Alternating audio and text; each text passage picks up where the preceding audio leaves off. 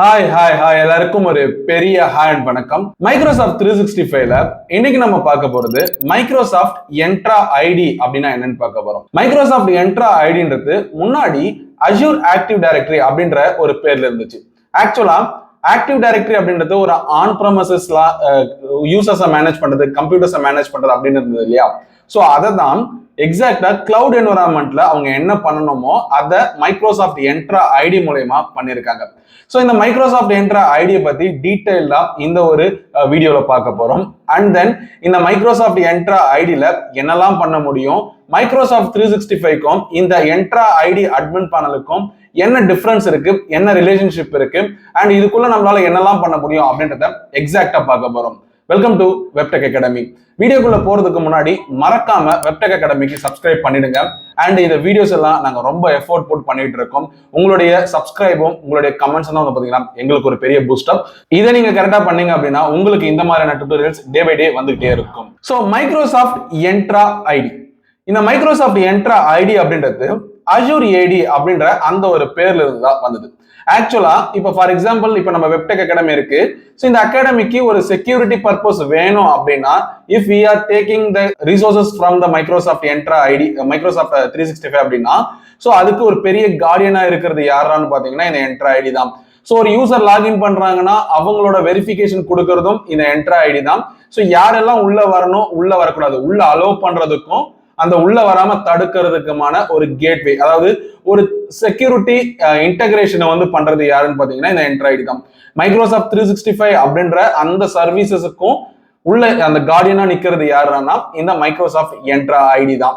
So இந்த Microsoft என்ட்ரா ஐடியில நம்ம என்னெல்லாம் பண்ண முடியும், ஐடென்டிட்டியா என்ன, அக்கௌண்ட்னா என்ன அப்படின்னு நம்ம தெரிஞ்சுக்கணும். அக்கௌண்ட் அப்படின்றது உங்க name. For example Vijay Vignesh @webtechacademy.com என்னுடைய பேர்ல இருக்கிற அந்த ஒரு மெயில் ஐடியா சொல்லியிருக்கேன். இது வந்து பாத்தீங்கன்னா அக்கௌண்ட். ஐடென்டிட்டி அப்படின்றது என்னன்னா உங்களுடைய ரோல் என்ன, எந்த டிவைஸ், எந்த லொகேஷன்ல இருக்கீங்க, என்ன லாகின் பண்ணிருக்கீங்க அப்படின்ற எல்லா விஷயங்களும் வச்சிருக்கிறது. ஃபார் எக்ஸாம்பிள் இப்போ உங்க என்ட்ரா ஐடியை வந்து உங்களோட ஐடியை ப்ரொடக்ட் பண்றதுனாலதான், உங்களோட லாகின் நேமை ப்ரொடக்ட் பண்றதுனாலதான் வந்து பாத்தீங்கன்னா செக்யூர்டா மைக்ரோசாஃப்ட் போர்ட்டல்ஸ் எல்லாம் யூஸ் பண்ணி உங்களால லாகின் பண்ண முடியுது. ஸோ இதுக்கு நம்ம என்ன பண்ணலாம் அப்படின்னா ப்ரௌசர்ல 365 அட்மின் சென்டரை ஓபன் பண்ணிக்கலாம். இந்த 365 அட்மின் சென்டர்ல இன்னும் எக்கச்சக்கமான அட்மின் சென்டர்ஸ் இருக்கு. அதுக்கு நீங்க லெஃப்ட் கார்னரை கொஞ்சம் ஸ்க்ரால் டவுன் பண்ணி வந்தீங்கன்னா இங்க அட்மின் சென்டர்ஸ் அப்படின்னு இருக்கும். இந்த அட்மின் சென்டர்ஸ்ல அஜூரை ஓபன் பண்ணி வச்சுக்கோங்க.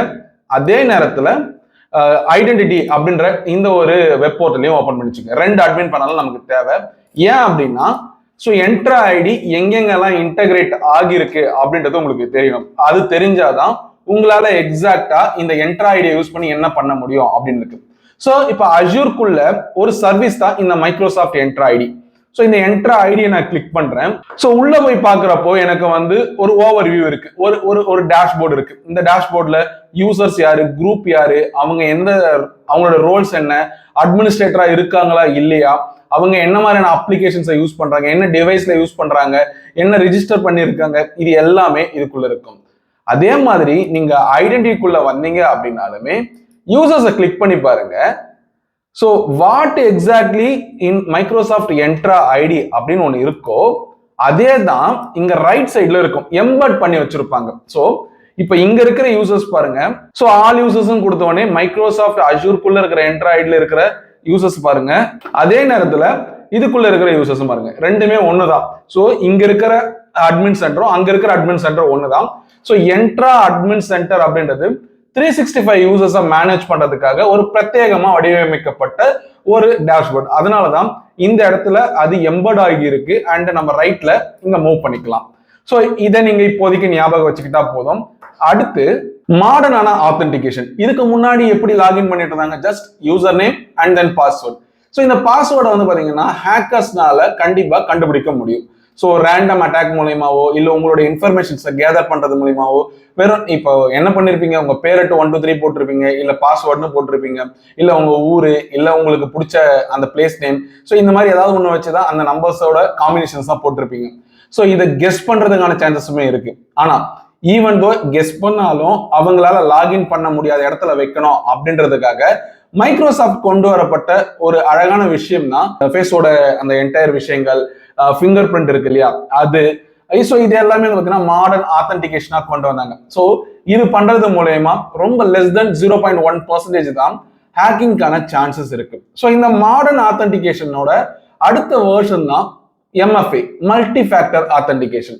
இந்த மல்டி ஃபேக்டர் ஆத்தன்டிகேஷன் என்னன்னா 2 ஸ்டெப் டான்ஸ் அப்படின்னு சொல்லுவாங்க. அதாவது ஈவன் தோ பாஸ்வேர்ட் தெரிஞ்சிருந்தாலும், பாஸ்வேர்டே தெரிஞ்சிருந்தாலும் நம்ம மொபைல்ல அந்த பர்டிகுலர் விஷயங்களை லாகின் பண்ணா மட்டும்தான் கண்டிப்பா போன் வந்து லாகின் ஆகும். அதாவது அந்த ஐடி வந்து பாத்தீங்கன்னா லாகின் பண்ண முடியும்.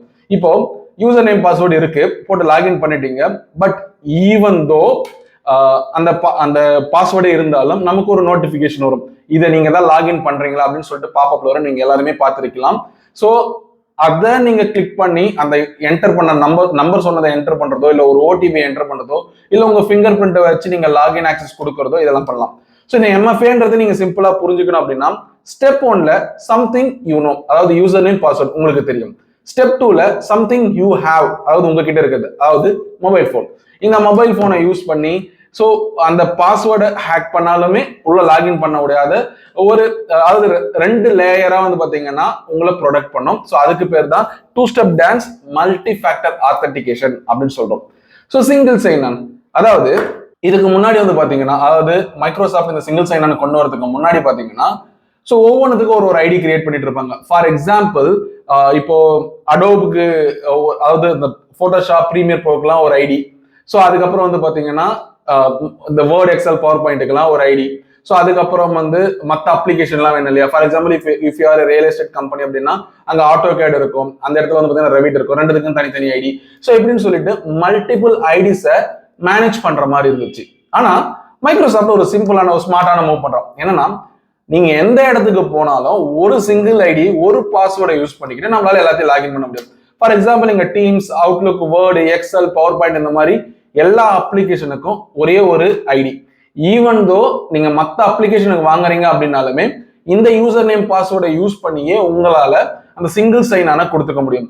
இதனால எல்லாத்துக்குமே ஒரு ஐடி அண்ட் பாஸ்வேர்ட், எக்ஸ்ட்ரா வெரிஃபிகேஷனுக்கு 2 step verification, multi factor authentication, இது எல்லாமே இருக்கு. அண்ட் கோட் அடிக்க வேண்டிய அவசியமே இல்லை. ஸோ இது எல்லாத்தையும் ஒரு ஸ்டெப்ல கொண்டு வந்தது தான் மைக்ரோசாஃப்ட் பண்ண சூப்பரான விஷயம். அடுத்து self service password reset, SSPR அப்படின்னு சொல்லுவாங்க. இந்த SSPR அப்படின்னா என்னன்னா, உங்க பாஸ்வேர்டை மறந்துட்டீங்க, ஒருவேளை உங்க பாஸ்வேர்டை நீங்க மறந்துட்டீங்க அப்படின்னா, ஸோ அதை ரீசெட் பண்ணதுக்கு அட்மினிஸ்ட்ரேட்டர் தான் நீங்க கான்டாக்ட் பண்ணணும் அவசியம் இல்லை. ஸோ நீங்களே அந்த பாஸ்வேர்டோட லிங்கை கிளிக் பண்ணி ஃபர்கெட் பாஸ்வேர்டு கொடுத்து OTP சைன்இன்லாம் கொடுத்துட்டு, ஸோ அந்த டீடைல்ஸ் கேட்குற டீடைல்ஸ் கொடுத்து உங்ககிட்ட இருந்துச்சு அப்படின்னா நீங்களே பாஸ்வேர்ட் ரீசெட் பண்ற மாதிரி. ஃபார் எக்ஸாம்பிள் இப்போ கூகுள்ல மெயில் ஐடியில் பாஸ்வேர்ட் ரீசெட் பண்ணிட்டீங்க அப்படின்னா ஸோ ஃபர்கெட் பாஸ்வேர்ட் கொடுத்து போடுவீங்களா. ஸோ அதுதான். ஸோ இப்போ இதெல்லாம் எப்படி வந்து நம்ம பார்க்கறது அப்படின்றத போர்ட்டலுக்குள்ள பார்க்கலாம். ஃபார் எக்ஸாம்பிள் இப்போ நம்ம யூசர் கிரியேஷன்லாம் நம்ம ஏற்கனவே பார்த்துருக்கோம். ஸோ அந்த யூசர் கிரியேஷன்லாம் உங்களுக்கு எப்படி கிரியேட் பண்ணணும் அப்படின்ற மாதிரி உங்களுக்கு தெரிஞ்சிருக்கும் அப்படின்னு சொல்லிட்டு நம்புறேன். ஸோ இந்த யூசர் கிரியேஷன்ல இந்த இடத்துல பாஸ்வேர்ட் ரீசெட் அப்படின்னு ஒரு ஆப்ஷன் இருக்கு இல்லையா. ஸோ எந்த யூசருக்கு பாஸ்வேர்ட் ரீசெட் பண்ணணும், மொத்தம் 2 டைப்ல பாஸ்வேர்ட் ரீசெட் பண்ணலாம். ஒன்னு அட்மினிஸ்ட்ரேட்டர் வழியில பாஸ்வேர்ட் ரீசெட் பண்ணலாம், ரெண்டாவது செல்ஃப் சர்வீஸ் போர்ட்டல் வழியா. ஃபர்ஸ்ட் இப்போ ஆல் யூசர்ஸ்ல நம்ம ஃபார் எக்ஸாம்பிள் ஏதாவது ஒரு யூசரை நம்ம எடுத்துப்போம். ஸோ இதுல நான் இப்போ முகமது மாகிர் அப்படின்ற யூசரை கிளிக் பண்றேன். ஸோ அங்க கிளிக் பண்ணதுக்கு அப்புறம் ரீசெட் பாஸ்வேர்ட் அப்படின்ற மேல ஆப்ஷன் இருக்கும். ஸோ அதை யூஸ் பண்ணி நம்ம டைரக்டா அட்மினிஸ்ட்ரேட்டர் ஆக்சஸ் மூலயமா நம்மளால ரீசெட் பண்ணிக்க முடியும். ஸோ உங்களுக்கு என்ன பாஸ்வேர்டு வேணுமோ அந்த பாஸ்வேர்ட், டெம்பரரி பாஸ்வேர்ட் கொடுக்கும். ஸோ இந்த பாஸ்வேர்டை அந்த யூசருக்கு கொடுத்ததுக்கு அப்புறம் அவங்க லாகின் பண்றப்ப என்ன நடக்குன்னா, ஸோ பாஸ்வேர்டை ரீசெட் பண்ணிக்க முடியும். ஃபார் எக்ஸாம்பிள் இப்போ நான் என்ன பண்றேன் அப்படின்னா, ஒரு நியூ இன்காக்னிட்டோ மோட்ல azure.com வந்து பாத்தீங்கன்னா லாகின் பண்றேன். ஓகேங்களா. ஸோ ஒன்ஸ் லாகின் பண்ணதுக்கு அப்புறம் அந்த பாஸ்வேர்ட் நம்ம என்டர் பண்ணோம் இல்லையா. ஸோ இப்போ என்கிட்ட 2 ஸ்டெப் வெரிஃபிகேஷன் கேட்டிருக்கு. நான் மொபைல்ல ஆத்தன்டிகேட்டர் அப்ளிகேஷனை கிளிக் பண்ணிட்டு, ஸோ இதுல 92 அப்படின்ற நம்பர் இருக்கு இல்லையா.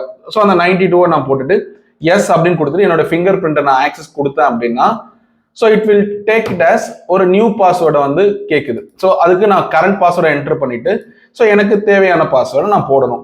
ஸோ ஒரு புது பாஸ்வேர்டை நான் ரீசெட் பண்ணிட்டேன். ஸோ செல்ஃப் சர்வீஸ் போர்ட்டல் அப்படின்றது இந்த மாதிரி நீங்க பாஸ்வேர்டை அனுப்பியும் பார்த்தீங்கன்னா அவங்களுக்கு தேவையான பாஸ்வேர்டை வச்சுக்க ரீசெட் பண்ணிக்க சொல்லிடலாம். ஒருவேளை ஏற்கனவே அவங்க கிட்ட பாஸ்வேர்டு இருக்கு, ஸோ அதை ரீசெட் பண்ணணும் அப்படின்ற அந்த ஒரு கேட்டகரி வரும் இல்லையா. ஸோ நம்ம அதையுமே பார்க்கணும். ஸோ அதுக்கு யூசர்ஸ்ல கிளிக் பண்ணிட்டு பாஸ்வேர்ட் ரீசெட் அப்படின்றத கிளிக் பண்ணீங்க அப்படின்னா ஸோ இந்த இடத்துல கான்ஃபிகர் பண்ண சொல்லி கேட்கும். அதாவது செல்ஃப் சர்வீஸ் பாஸ்வேர்ட் ரீசெட் அப்படின்றத கேட்கும். ஸோ இப்போ வந்து எனேபிள் எஸ்எஸ்பிஆர் அப்படின்றத நம்ம கிளிக் பண்ணணும். ஸோ இப்போ எந்த குரூப்புக்கு நீங்க கிரியேட் பண்ண போறீங்க, எந்த மெம்பர்ஸ்க்குலாம் வந்து பாத்தீங்கன்னா கொடுக்கணும். ஸோ இங்க மொத்தமாவே பாஸ்வேர்ட் ரீசெட் போர்ட்டல் அப்படின்னு நான் கொடுக்குறேன். ஸோ யூசர்ஸ் வந்து நம்ம செலக்ட் பண்ணணும். ஃபார் எக்ஸாம்பிள் நான் அதை சேம் முகமது மாகிரே இப்போ நான் செலக்ட் பண்ணிக்கிறேன். ஓகேங்களா, செலக்ட் பண்ணிட்டு எனேபிள் அப்படின்னு கொடுத்துட்டோம்னா ஸோ எஸ்எஸ்பிஆர் செட் ஆயிடுச்சு. ஓகேவா, ஸோ இப்போ பாஸ்வேர்ட் ரீசெட் போர்ட்டலுக்கு நம்ம போகணும். கரெக்டா, ஸோ பாஸ்வேர்ட் ரீசெட் போர்ட்டலுக்கு நம்ம போயிட்டு அந்த யூசருக்கும் பாஸ்வேர்டுக்கும் நம்ம ரீசெட் பண்ணணும். ஸோ இதெல்லாம் தான் வந்து பார்த்தீங்கன்னா செக்யூரிட்டி பர்பஸ்க்காக மைக்ரோசாஃப்ட் பண்ணே இருக்கு. ஸோ யார் வேணாலும் போயிட்டு பண்ணிடக்கூடாது இல்லையா, ஸோ அதுக்காக. ஸோ இப்போ நம்ம முகமது மாகிருக்கு பாஸ்வேர்ட் ரீசெட் பண்ண போறோம் செல்ஃப் சர்வீஸ் போர்ட்டலையா. அதுக்கு நீங்க ஒன்றும் பண்ண தேவையில்லை. குரோம் ப்ரௌசர்லயோ இல்லை ஏதாவது ஒரு போர்ட்டல்லையோ எஸ்எஸ்பிஆர் போர்ட்டல் போட்டீங்கன்னா self service portal password reset அப்படின்னு இருக்கு இல்லையா. ஸோ அங்க நீங்க கிளிக் பண்ணீங்க. ஸோ இமெயில் ஐடி இங்க என்டர் பண்ணிட்டு ஸோ இந்த கேப்சா இருக்கு இல்லையா, ஸோ அதை நீங்க போட்டீங்கன்னா போதும். ஓகேங்களா, ஸோ GDQPQX அப்படின்ற அதை போட்டுட்டோம்னா இப்போ என்ன நடக்கும்னா நம்மளுடைய ஆத்தென்டிகேட்டர் அப்ளிகேஷன் ஆல்ரெடி நம்ம ரெஜிஸ்டர் பண்ணியிருப்போம் இல்லையா. ஸோ நீங்க அட்மினிஸ்ட்ரேட்டருக்கு வந்து தான் லாகின் பண்ணல, ஆத்தென்டிகேட்டருக்கு வந்துட்டு ஸோ வெரிஃபிகேஷன் கோட நம்ம என்டர் பண்ண போறோம். கரெக்டா, ஸோ எனக்கு வெரிஃபிகேஷன் வருதான்னு செக் பண்ணிப்போம். எஸ், இப்போ எனக்கு அந்த வெரிஃபிகேஷன் கோடு வந்துடுச்சு. ஸோ நான் ஒரு பாஸ்வேர்டை ரீசெட் பண்ண போறேன். ஓகேங்களா, ஸோ ஒன்ஸ் நான் போட்டு ஃபினிஷ் பண்ணதுக்கு அப்புறம் ஸோ இந்த யூசர் நேம் பாஸ்வேர்டு வந்தீங்கன்னா நமக்கு பாஸ்வேர்ட் ரீசெட் ஆயிடுச்சு. ஸோ இப்படியும் உங்களால பாஸ்வேர்ட் ரீசெட் பண்ணிக்க முடியும். ஸோ எதுக்காக இந்த பாஸ்வேர்ட் ரீசெட்டை பிரதானமா பேசுறோம்? If you are fresher or 1 or 2 year experience இருக்குன்னா இந்த பாஸ்வேர்ட் ரீசெட்டை நீங்க பிரதானமா பண்ணுவீங்க. ஸோ அந்த இடத்துல நீங்க அட்மின் பேனல்ல போய் பண்ண தெரிஞ்சிருக்கணும், ஐடென்டிட்டி போர்ட்டல் என்டர் ஐடியில பண்ண தெரிஞ்சிருக்கணும், அஜூர்ல பண்ண தெரிஞ்சிருக்கணும், செல்ஃப் சர்வீஸ் போர்ட்டல் வழியா பண்ண தெரிஞ்சிருக்கணும், அவங்களுக்கு பாஸ்வேர்ட் ரீசெட் பண்ணி கொடுத்து அவங்களுக்கு எஜுகேட் பண்ண தெரிஞ்சிருக்கணும். ஸோ இந்த மாதிரி மல்டிபிள் விஷயங்கள் உங்களால பண்ண தெரிஞ்சிருக்கணும். அண்ட் அதே நேரத்தில் மைக்ரோசாஃப்டோட ஆத்தென்டிகேட்டர் அப்ளிகேஷனும் உங்களுக்கு கான்ஃபிகர் பண்ண தெரிஞ்சிருக்கணும். ஸோ அதுக்காக தான் இவ்வளவு தெளிவா நான் அதை பண்ணி காமிச்சேன். ஸோ இதை பண்றது மூலயமா என்ன நடக்கும் அப்படின்னா உங்களால ரொம்ப ஈஸியா வந்து ஆக்சஸ் பண்ணிக்க முடியும். ஸோ இந்த என்ட்ரா ஐடியில இன்னும் நிறைய விஷயங்கள் இருக்கு. ஓகேங்களா, ஸோ அந்த நிறைய விஷயங்கள் என்ன அப்படின்றத நம்ம வரக்கூடிய கிளாஸஸ்ல தெளிவா பார்க்கலாம். இந்த வீடியோ பிடிச்சிருந்தா ஒரு லைக் பண்ணுங்க, மறக்காம உங்களுக்கு என்ன டவுட்ஸ் இருக்கு கீழே கமெண்ட் பண்ணுங்க. இப்போ நான் ஒரு கொஸ்டினோடவே உங்களுக்கு இந்த செஷனை நான் முடிக்கிறேன். என்னன்னா, ஒரு பாஸ்வேர்ட் ரீசெட் பண்றப்போ என்னென்ன வழியில பண்ணலாம்? ஏற்கனவே இந்த வீடியோ நீங்க கரெக்டா பார்த்துருந்தீங்கன்னா கண்டிப்பா உங்களால இந்த கொஸ்டினுக்கு ஆன்சர் பண்ண முடியும். ஸோ அந்த பாஸ்வேர்ட் ரீசெட் எந்தெந்த வழியில பண்ணணும் மறக்காம கீழே அந்த ஸ்டெப் பை ஸ்டெப்பா வந்து பார்த்தீங்கன்னா கமெண்ட் பண்ணுங்க. தேங்க்யூ, தேங்க்ஸ் ஃபார் வாட்சிங்.